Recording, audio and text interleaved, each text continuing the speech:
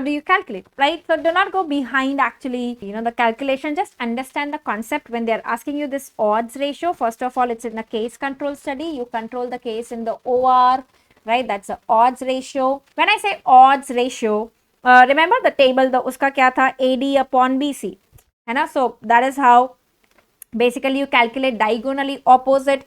Odds is OD, opposite diagonally.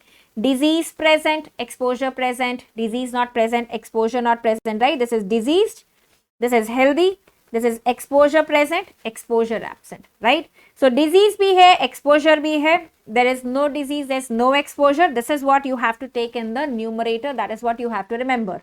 Exposed and having the disease, not exposed and not having the disease.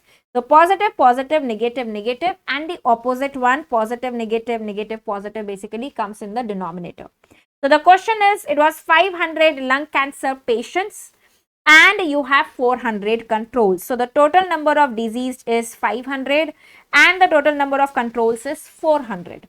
Now in the study group, out of this 400 were the smokers, right? So exposure 400 were smokers here and in the control 50 were the smokers, right? So यहाँ पे कितना बचेगा 100, यहाँ पे कितना बचेगा 350.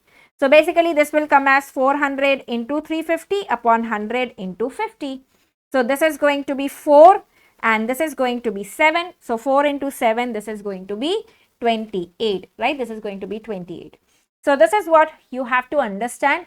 Keep having exposure and having disease, not having exposure, not having disease. This is what comes in the numerator, right? And opposite, basically the opposite ones, they come in the denominator. So the answer here, 400 into 350 upon 100 into 50. So this is what is going to be 7 4s are 28. Okay, 7 4s are 28. Is this clear?